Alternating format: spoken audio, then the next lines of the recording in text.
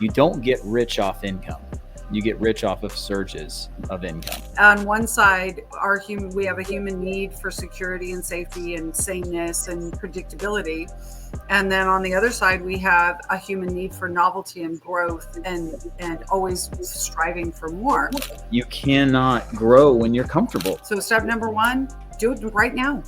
Like, wake up and say, man, what am I doing? Why am I doing this? Examining our own intentions, our own goals, our own visions once in a while, just revisiting it. That's step number one to me. I think I was maybe young 30s, maybe late 20s. And I looked at how much money I'm making, and I started thinking about the scale and the linear nature of the graph of just painting what surges, or like what income looks like, right? Mm-hmm. And I said to myself, with this trajectory, I'm actually never going to be wealthy, because beyond your paycheck, it's surges of cash that you can use to grow your net worth and feed your investments. Welcome back to the Surges of Income podcast. I'm your host, Chris Moore, and I've got a very special guest for you today, Tracey Thompson. We're going to talk about a lot of really cool things today, including business acquisition, some really interesting and powerful mindset shifts to really help you become your best self in your daily life. And before we do that, let's talk about the elephant in the room, surges of income. What is it? Surges of income is simple. It's the idea of how to make money in large surges above and beyond your normal monthly income that you make that's getting eaten up by inflation, cost of living, and just your bills. So you can take that money, grow your net worth, and feed it directly to investments. And Tracey, welcome to the podcast. Welcome to the show. You and I have known each other for quite a long time. We met back in 2018 at Todd Brown's Top One Mastermind. And we've worked together a few times kind of since then, but we've been working together for the last couple of years. And one of the reasons I wanted to have you on the show, we can talk a little business acquisitions, of course. We can talk about Dealmaker Wealth Society, but really you're a very accomplished mindset coach. And for people who don't really understand how powerful mindset is in everything in your life, I think it'd be cool to have you here and tell us a little bit about that. So welcome, Tracey, to the show. Thank you so much for inviting me. I always love talking about all things high performance and above and beyond, beyond the average, beyond the mundane. I think that most people feel like middle class is becoming something that is becoming a bad word.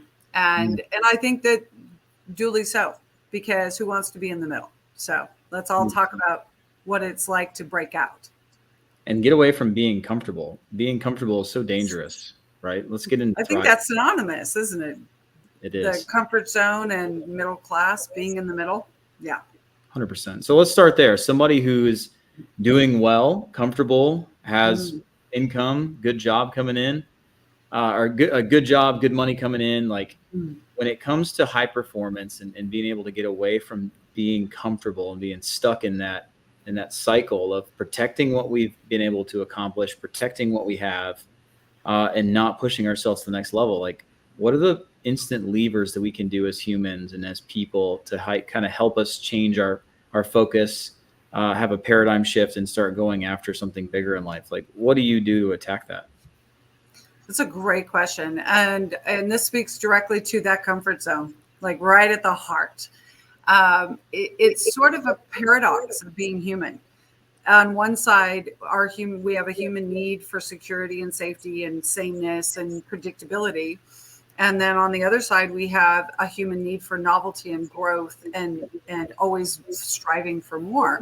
And neither one is inherently by itself right or wrong. It's when we get stuck or when I call it falling asleep. Being asleep in one of them it becomes a problem, because then we just become a creature of our habits and our daily, everyday, the things that we just do. Dr. Joe Dispenza calls it the habit of being yourself.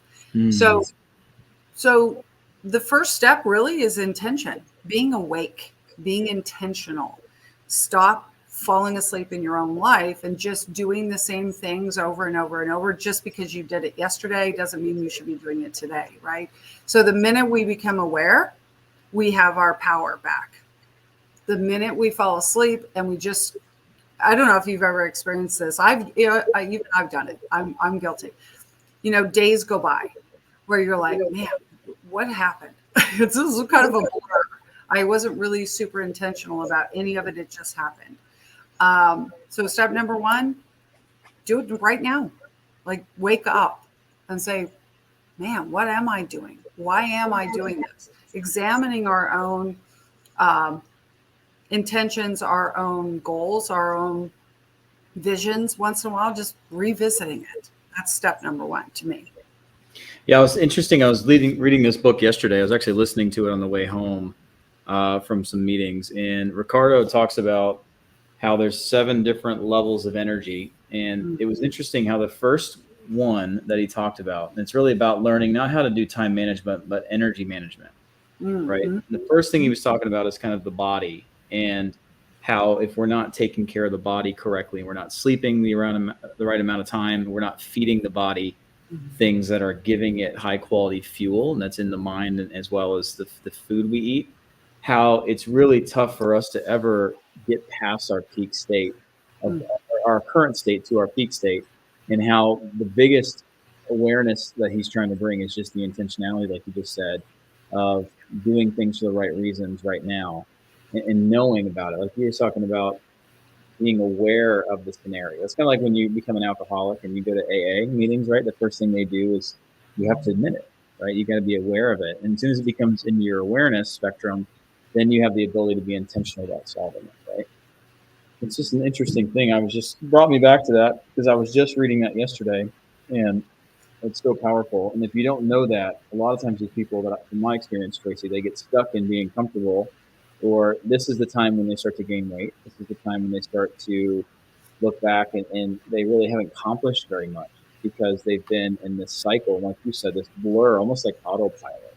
Right. Several days there. And until you have that moment where you wake up and realize, like, wow, I could be so much different and I can be so much better, and just learning how to be intentional. Yeah. So, well, and unfortunately, so this is something that I talk with people about all the time.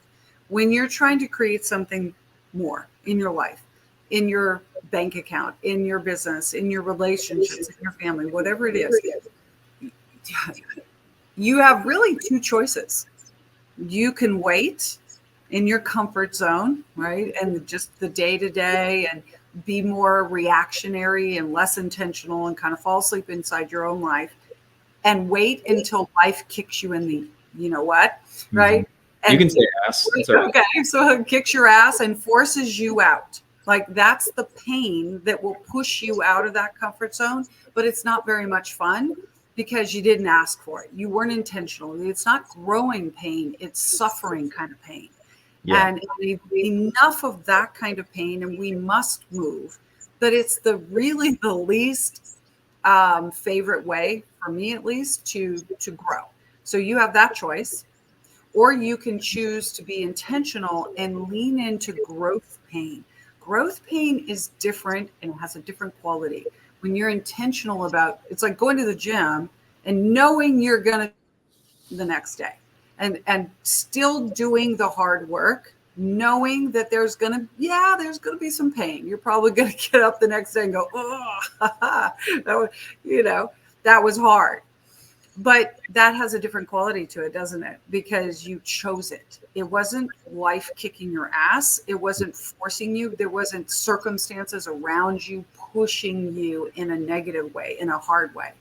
So I think right off the bat, choosing growth pain over suffering that just comes from being in reaction mode constantly, I think that's a really big step towards the right direction.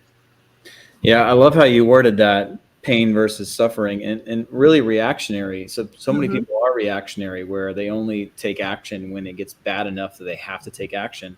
That's right. Where, like, even parallel this to business growth, not just personal growth. In business, to grow, it's really tough to get caught flat-footed. It's really tough to be in a reactionary state all the time. And most people I meet who are highly ineffective in business and in life are very reactionary, right? Right. Rather than being intentionally proactive and understanding the amount of effort necessary to get the goals you're looking to get, reverse engineering it, breaking it down, and having the discipline and willpower to take action every day. It's like, it's so hard to live a reactionary life. It's actually pretty miserable, right? So I think you said that very well.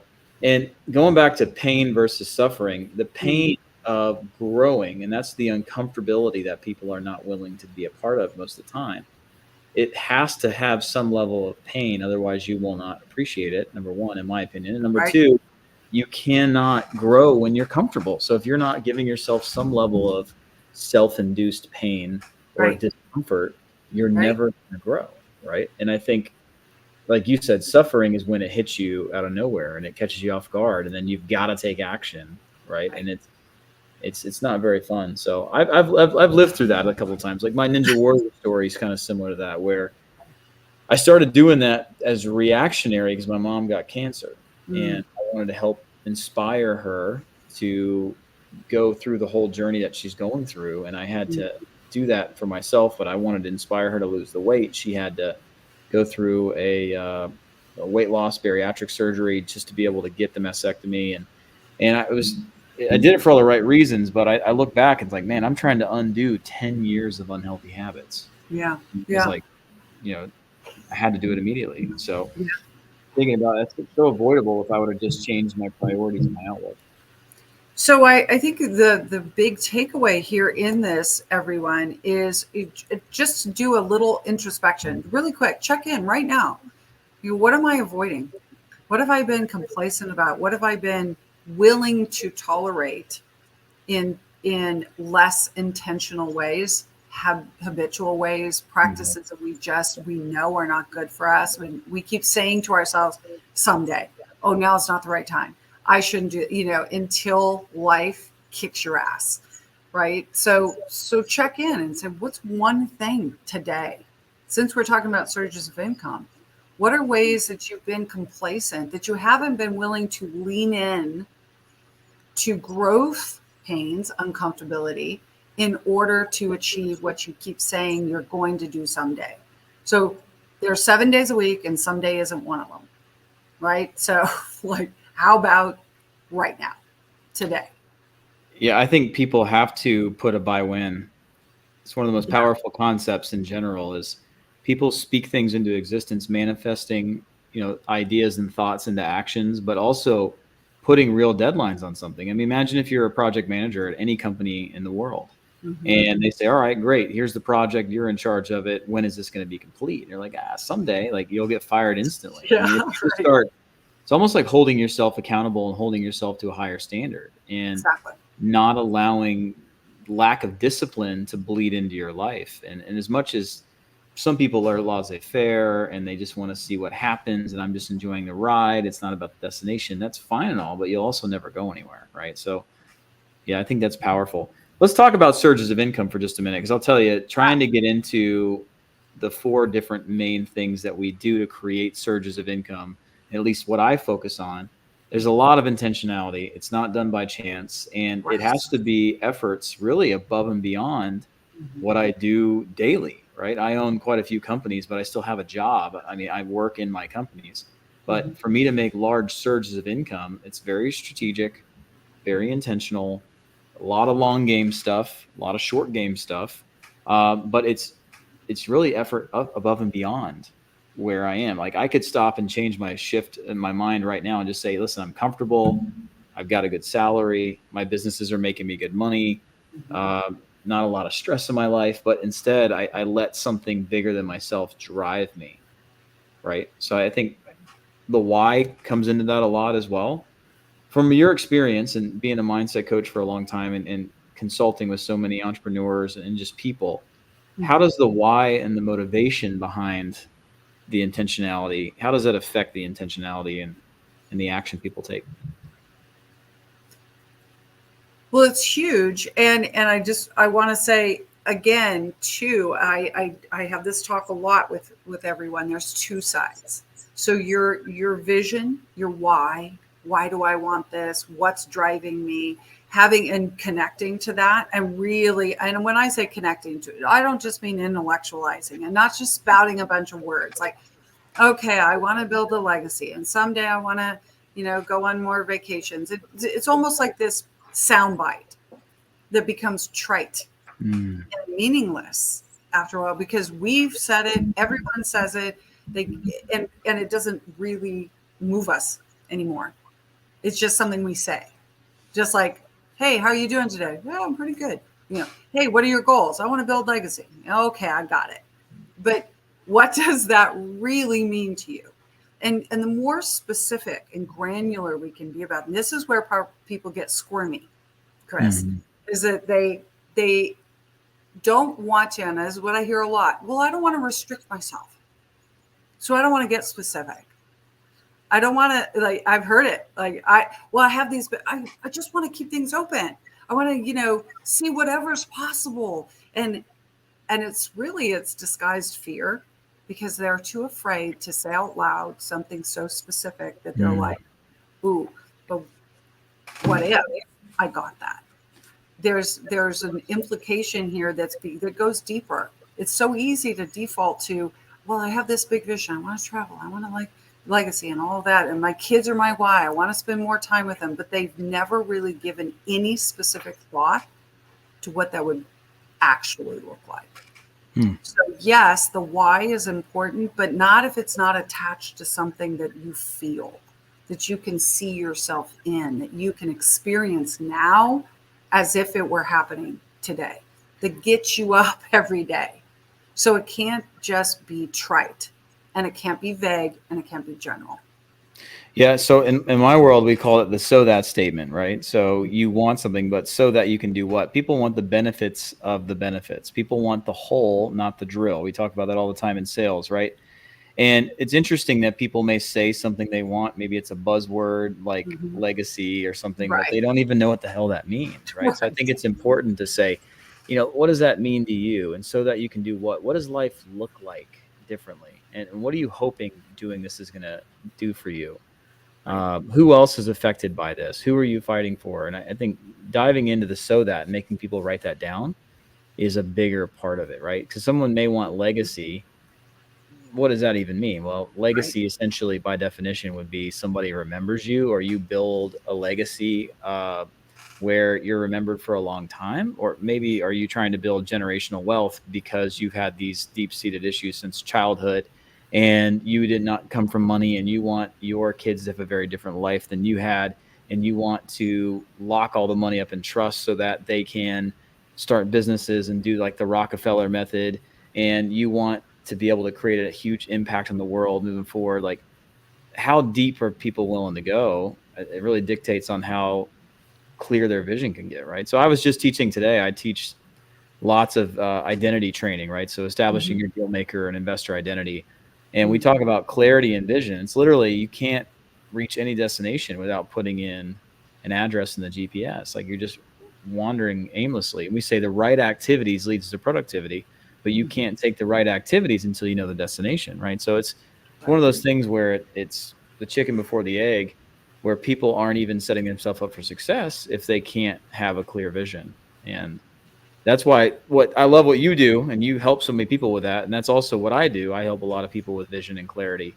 And I give them permission to give themselves permission to take imperfect action, which is something that you and I talk about sometimes. But yeah, well, thanks for sharing that. When it comes to when you meet with somebody, let's say you meet with somebody for the first time and they're just like most other people, they're just kind of stuck, or they're kind of in limbo, or they're waiting to see what happens next with the election or whatever else is going on in the world. Like, what do you do to kind of start breaking that down and get people to a new mindset where they're able to take action? So I'm glad you asked, because the other flip side of that same coin, right? The vision coin is the pain. I call it the pain that pushes, right? So we can wait until the pain of life kicks our ass unintentionally and just wait until that happens and react. Or this is what I walk people through. Or you can be intentional about the pain that pushes consciously, using it as a lever and a mechanism for achieving what they say they want. It's not so that they're being negative. We have such a this sort of almost opposite pop psychology of being positive all the time. And I'm not saying being negative just for the sake of being negative, I'm saying, or complaining or whatever it could be perceived at, I'm saying intentionally using the pain that pushes us, it drives clarity. And when you're clear, you can take clear action. When we're foggy and we're unsure and we don't really connect to the pain that pushes us, then we tend to wait. We feel stuck. We're stagnant. We spin in circles and we wait, and then something horrible happens in our life that makes us do something in a panic. So the exercise that I ask people to help walk themselves through is, let's just start with what life has served up to you that you know you don't want more of. And that's something that people can answer pretty quickly. Like, oh yeah, I can tell you a whole lot of what I don't want. Like, good, let's start there. What do you not want? What do you not want to happen in the future? What do you not want more of? And when you can connect with that, like really lean into that, go, ooh, yeah, that doesn't feel good. I don't like that. Don't numb it out and just cover it up and try to anesthetize yourself from that pain. Turn it into fuel. Turn that pain into a useful fuel for that vision. So every time you're tempted to go default back into the old pattern and to be less than your optimal self, intentionally to that, what I don't want pain, so that it becomes that springboard for you forward. So this is an exercise I have people do. It's very simple, really simple. You ready, Chris? Let's do it. Okay. Scale 1 to 10. Okay. 1 being, yeah, I'm not in a whole lot of pain. Like theoretically, it would be really nice to have this thing, whatever it is, but I'm not feeling a whole lot of pain because of it. That's a 1 on each side, pain and vision.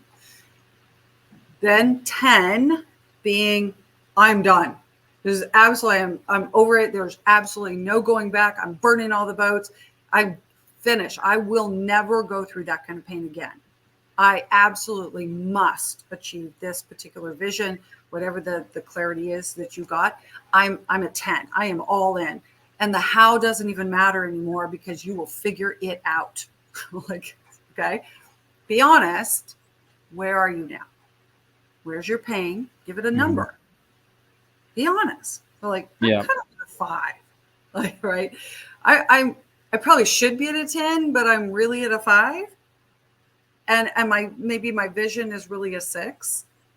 Like, okay, well then we have a problem. No, we have a challenge to overcome, because at a 5 or a 6, oof, you know what that is? That's a comfort zone right there. That's how you define the comfort zone. 5 or 6. Then ask yourself, what's between that 5 and a 10?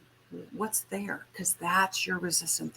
That's your growing edge right there. That will tell you exactly what's in your way. That's where the blocks live, between wherever you are now and that 10. So would you ask, like, what would make your 5 a 10? What series of events would you like to, do you need to avoid? Right. And sometimes people are just so unaccustomed to using pain as a tool that they just want to avoid it. They're like, I don't even like imagining that. Like whenever I've been a 10 in pain in my life, it was so awful that, blah, blah, blah, right? We all have stories about pain. And so this is really a process of turning and transforming pain into a tool, rather than it just being a mechanism of suffering. So I don't ask people to sit in it.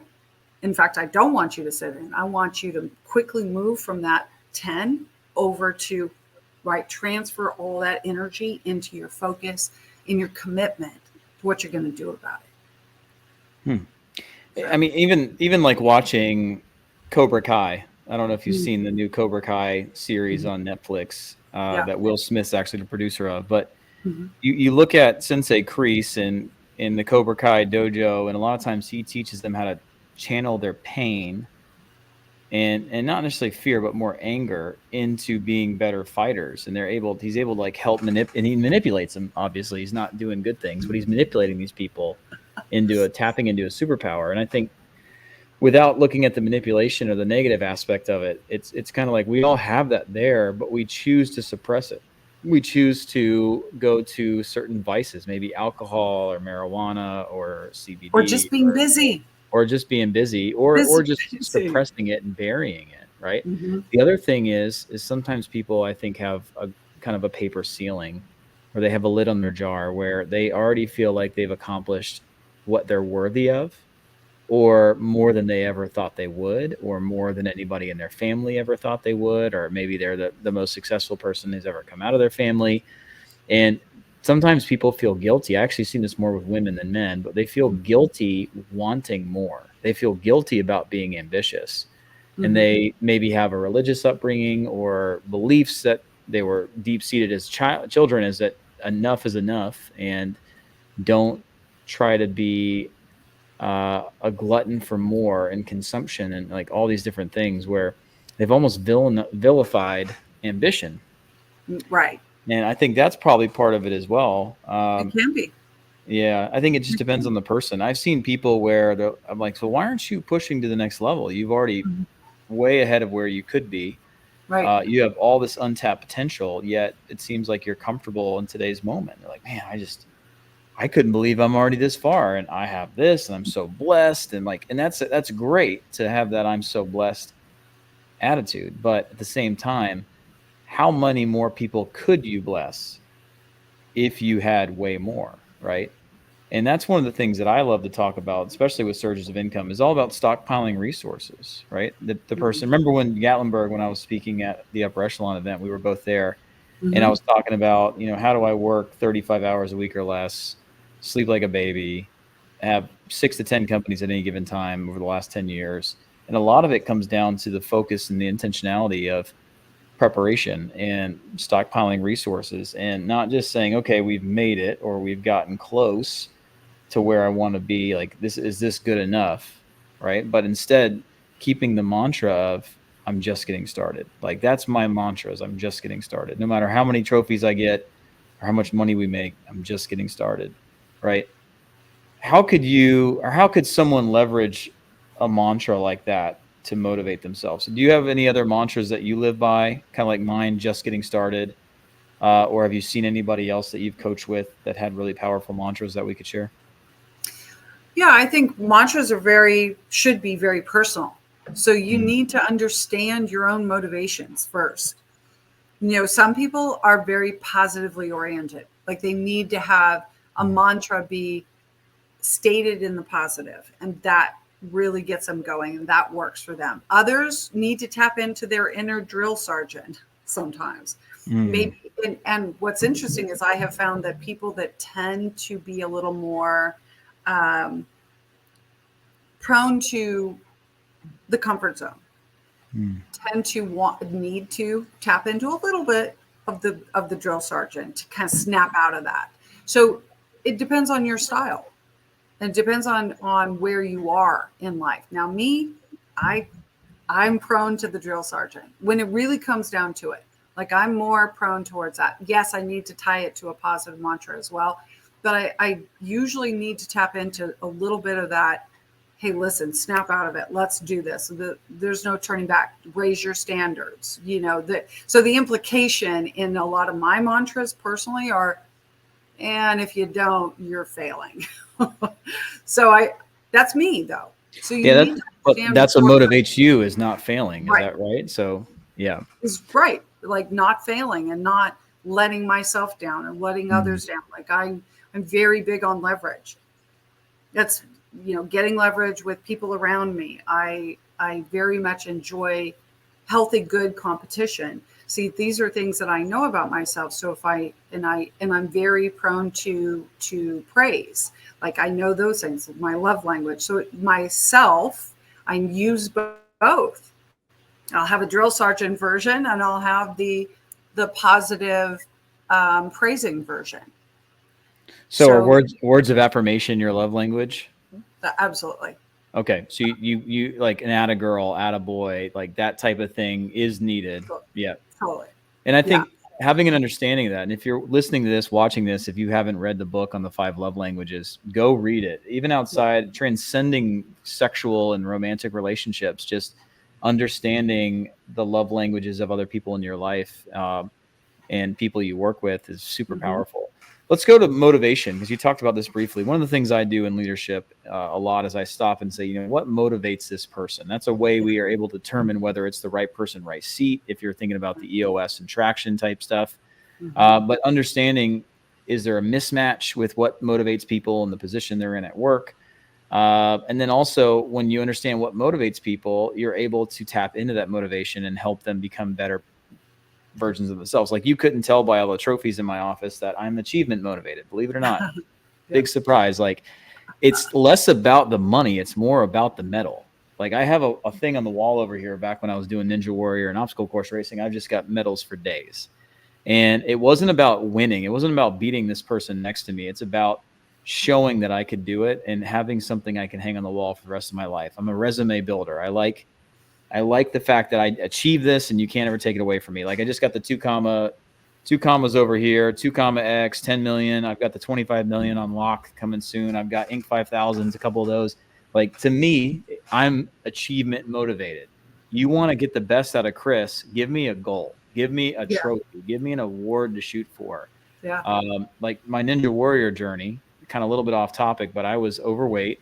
Couldn't even do a pull-up. 10 years of dad bod, drinking beer and playing with my kids. I was just happy. Right? I was 20, maybe not 10 years, maybe 7 years. It was about 7 years into marriage, 28 years old. All of a sudden, mom gets cancer. I get reactive. I get into, and within 9 months, I'm literally in the top 100 in the world at American Ninja Warrior. And it was that achievement of manifesting something insane that's almost impossible to do, becoming not obsessed, because that's a very negative thing for me, but instead becoming a fanatic, and being fanatically intentional every day about shooting for that. Right. And to me, I think that's why I've been able to do a lot of things I do, is because I allow myself to be healthily fanatical, as well as I tie my ambitions to something tangible like an award.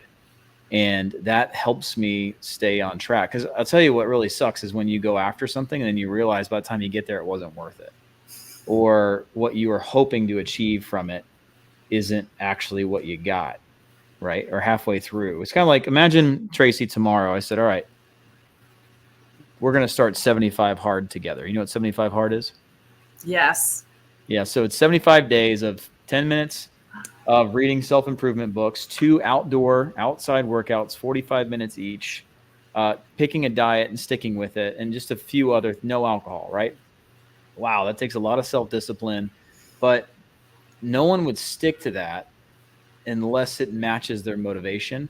And so that statement is strong enough to push them through the barriers and obstacles, right? So, like, for me, I would just do it because I want the shirt and I want to be able to say I did 75 hard. That would be my accomplishment. Let's say for you, it may be something totally different. It may be justifying yourself that you can do it. And maybe it's not something you'd even tell anybody that you're doing.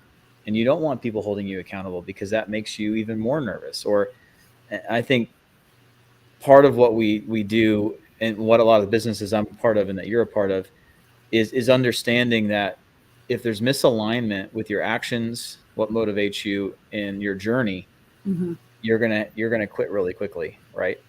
So I don't know if I'm just on a tangent. And I think I just to kind of tie this back to surges of income and what motivates you, how you motivate yourself, having the goal. Like, you could put 100 people in the same room with the exact same technical goal, like X amount of dollars within X amount of days. Let's just assume all 100 people had the exact same goal, outcome goal. Every one of those people would, in their own way, have an internal motivation, right? If they were self-aware, to that same goal. So really customizing this for yourself, surges of income can come from many, many different sources. And I think this is what we see a lot in our world, Chris, is even people trying to choose which version, which surge of income. Is it through real estate? Is it through business acquisition? Is it through some other mechanism, crypto? Is it whatever? I think understanding oneself in that outcome too, attaching that and making that appropriate is important, because if the path that you get there is out of alignment as well. Like for some people, 75 hard is a great way to mentally discipline and achieve all these other ancillary goals. And for other people, it's like, I think I can probably do a different version of that and get a very similar outcome. So maybe we can just really quickly, you can speak to the different surges of income matching with your motivations. Sure. So for me specifically, I have a vision that I painted when I was 20 years old, and I've repainted it a few times, but I had this vision of being able to originally be a millionaire by 30, right?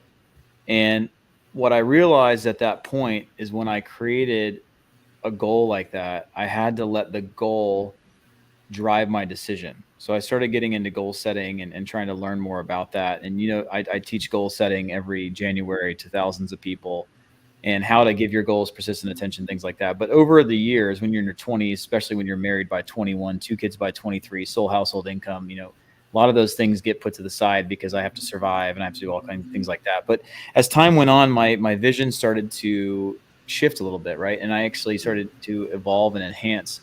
And my ending vision over the last 7 to 8 years has been being able to retire by 42 years old. That was my new painted vision. And I'll tell you where this all comes full circle in a second, right? Yeah. So at the moment, I'm 38. I've worked counting half birthdays. That was in July. So 38 and a half, right? And I am on track to hit that 42 number. So starting with understanding why it's there, understanding what happened to make that solidified, and then why the buy now, like why buy when, like why 42. So number one, the buy when is my kids will both be out of high school by 42. They will be, who knows if I'll be empty nesters, who knows, the kids these days, they're different than they used to be, right? My one daughter didn't even want to go to get her permit when she turned 15. Like, just people are motivated differently these days, right? So 42 is a special day. So I think that the why then, buy when is very important to anchor that down. The next thing is I wanted to have the ability to live a life that my dad never got to live. My dad died in the middle of my Ninja Warrior journey that summer, 56. And a lot of the things I think he really wanted to do on the bucket list is more of a Dave Ramsey type scenario where he was pushing off everything until this moment. I'm going to enjoy life. He already enjoyed life, but really do the things I want to do. RV, go around the country with my bass boat, buy a house on the lake, do all those kind of things. So when he passed away, it added a lot of vision and clarity to me, and gave me, I'm very introspective, and I like to look back and study what happened and why and learn from it. And I realized that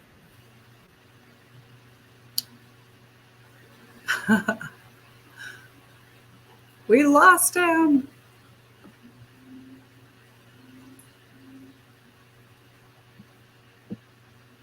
looks like I threw myself out. It's still recording.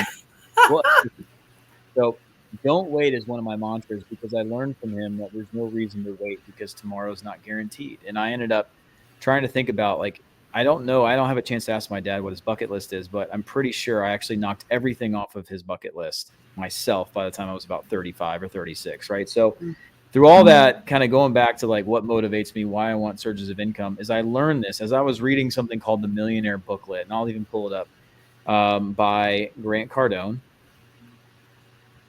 I don't know. Have you read the Millionaire booklet? Not that one. It's an interesting book, right? So Grant Cardone, love him or hate him, he's definitely very impactful in my life. But this book right here, it's called the Millionaire booklet, and it's really not even that big of a book. I listened to it. It was $7, and it was really interesting. It's only about an hour and 18 minutes. And what was so crazy about the Millionaire booklet is he broke down what being a millionaire is. He reset my concepts around what being a millionaire is. What does it take to be a millionaire? He broke it down. And it's like, if you can get 283 people to pay you this much money per month over a 12-month period, it's $1 million. And then he said one thing that was extremely impactful to me in that book, and it almost felt like he was talking right at me. He said, by the way, you don't get rich off income. you get rich off of surges of income. And I said to myself, wow, if I step back and say where we are currently at this age, I think I was maybe young 30s, maybe late 20s. And I looked at how much money I'm making, and I started thinking about the scale and the linear nature of the graph of just painting what surges, or like what income looks like, right? And I said to myself, with this trajectory, I'm actually never going to be wealthy, because I'm not going to be able to earn my way and make more money. Even though I'm making more money every year, I'm going to have to figure out how to do what Grant said and make surges of income. I'm going to have to figure out how to make large amounts of money in very short spurts. And I realized that that had to be a focus. Well, even then, Tracey, it kind of died off a little bit because we're busy. I got babies. I was finishing college. I was doing all this crazy stuff. And then one day I sold one of my properties and I got a check for 160,000 or something like that, all at one time. And, you know, it was equity plus some appreciation, plus we did a flip on it before we sold it. And when I got that check, I stopped and said, wow, this is what surges of income is. And I realized that moment I had a chance to do a couple things. I could either reinvest it to grow my net worth. I could piss it away and go on big vacations. I could spend it by paying off debt. Like I could do all these things. And at that moment I realized, and this is kind of the origin story of surges of income. No one on my own podcast has interviewed me and asked me these questions before. So thank you for doing that. But when you look at that, like it turns into, we have the ability with a surge of income, that green line here, that moment, to be able to grow our net worth, or we can push it away. So I had to be really intentional at that moment. And I decided that, wow, what else could I do to give me this surge of income? Because I know if I just make more money every year, I don't know if you can see that. If I just make more money every year, I'm actually not going to get any richer. I'm not going to be able to get any better. But instead, I've got to figure out how to make large amounts of money at one time. And if I do this correctly, as long as I'm focused on growing my net worth, and I think about whatever you water grows, whatever you ignore dies. So if I understand what net worth is, which is what you own minus what you owe, and I focus on putting money that I make in surges, not just my normal paycheck, but the money I make in surges, and I put it directly towards growth over a certain period of time, there should be no reason why I can't have as much money as I could ever want, right? So from there, you know, surges of income beyond just selling a property could also be a moment like selling a business. It could be a cash out. It could be a cash out refi. It's whenever you're taking chips off the table and sticking it in your pocket.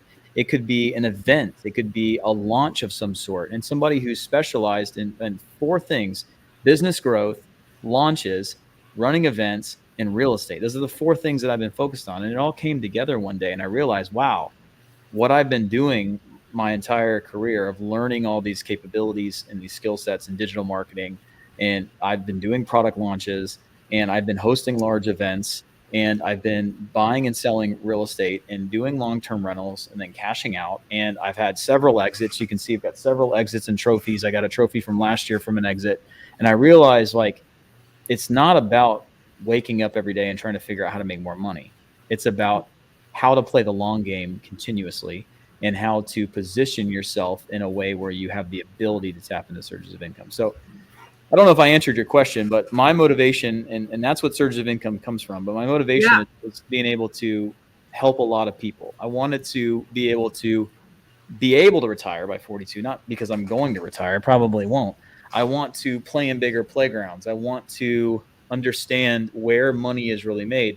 In 2017, I read 100 books on money, finances, success, business, things like that. And just my mind expanded. And I realized that the perspective of people who are very, very wealthy is literally given away for $15 a book, right? Even looking at my desk as we speak, I'm an avid reader. And I really, truly believe that if you want to learn how to make tons and tons of money, you've got to learn what other people who've made tons and tons of money know, right? It's crazy. Like, as a marketer, one of the most powerful marketing books I think ever written by Jason Flagel, One to Many. This is the man who invented the modern day webinar. I've made probably $25 to $30 million in sales for my companies using webinars. I did it because I learned from somebody else, and he's helping my surges of income grow. Like, so it's just, I don't know if that answers your question, but well, I think it's what's great, and what my big takeaway from what you just said is take the bounce. Like, in other words, people oftentimes, this is why people end up broke after winning the lottery, because they don't understand and see the vision of taking the bounce, using the momentum from that surge to then take you to that next level. And then you take that next bounce and then right. So this is leapfrogging through velocity and momentum, taking the bounces and not, instead of flattening that momentum by spending that money and dispersing it or putting it in the bank and not letting it work for you. That's the key here, is really truly about first launch velocity with the very first bounce, and then taking the subsequent bounces each time and using the momentum. It's beautifully how you said that. Like, looking at this graph, it's not linear. Right. It's done in surges. It Right. is the bounce. It's that moment. Right. It's a bounce. But like, you've been on stage with me. You've been in events where I've been on stage, and I've asked people questions, and I say, like, what does it mean to be wealthy? What does it mean to be a millionaire? And you have people in their 50s and their 60s and their 70s that have no clue. I think part of it's also just awareness and understanding, what does it mean to do this? What does it look like? What should I be doing? What are people who already have and who've already been where I want to go? What did they do to get there?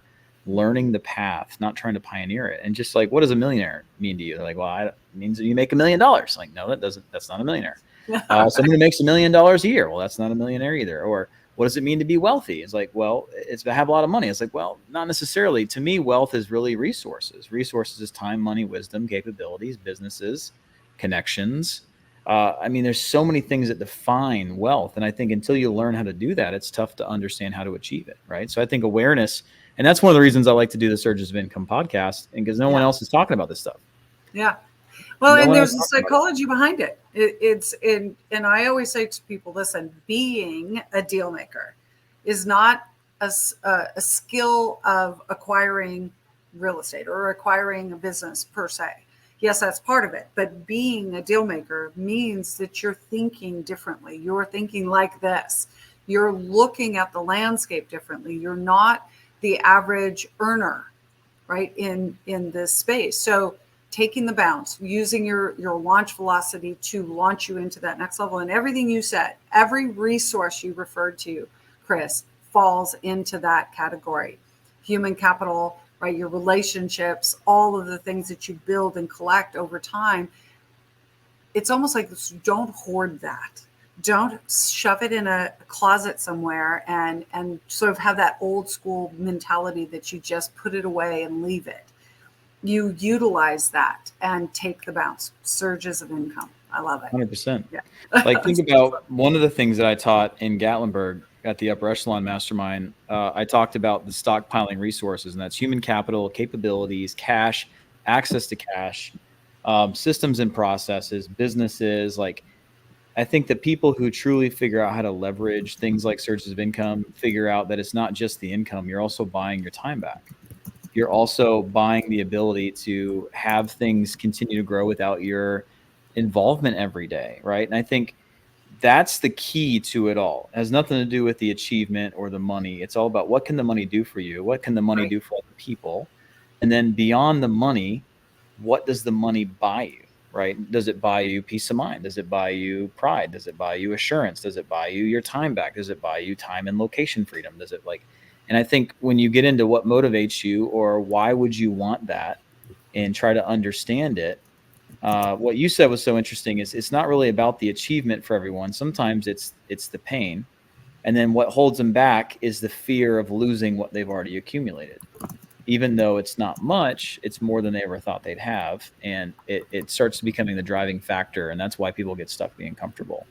Or they're like, wow, I never want to feel that again. Like, I was in survival mode for so long and I'm finally out of it. With that being said, I never want to feel that again, but that's so dangerous, right? Yep. Agreed.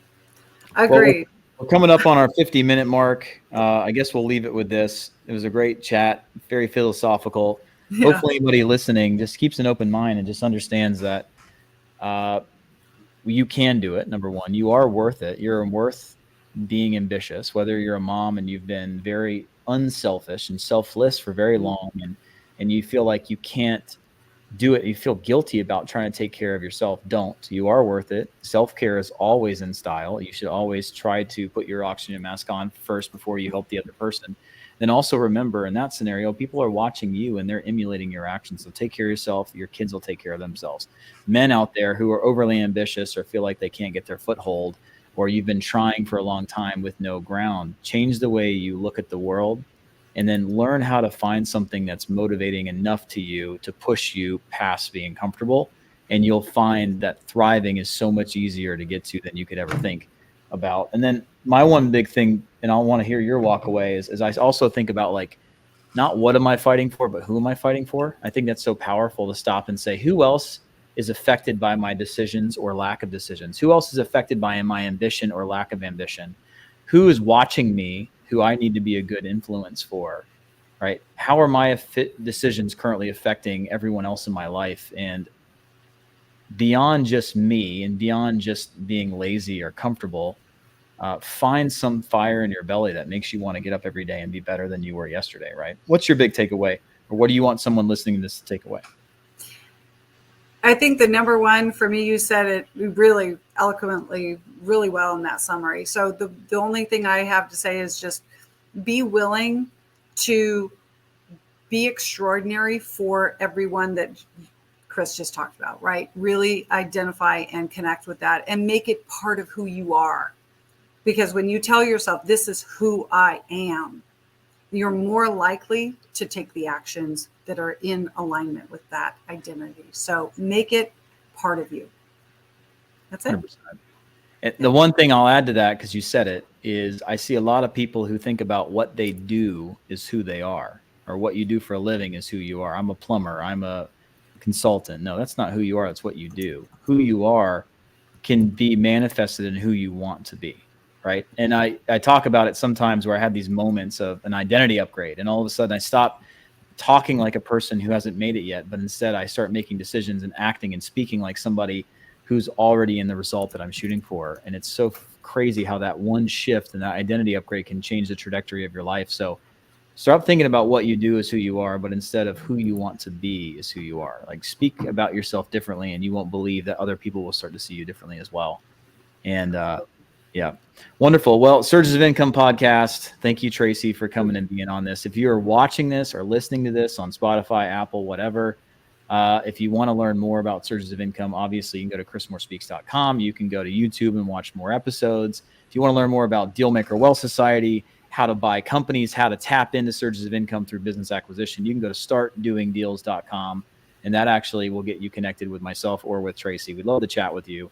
I think it's all about not just surges of income and what it can do for your life, but we want to be a conduit to help people get into surges of income, because it's not as easy to find if you don't know what you're doing. So you may be already focused on real estate. Wonderful. If you want to learn more about the big deals and how to make money a lot faster, business acquisitions, that's why we're here. There's a reason why we chose what we're doing. So love to chat with you. Startdoingdeals.com. Thank you so much for listening. Tracey, thanks for being here. And we'll see you in the next episode.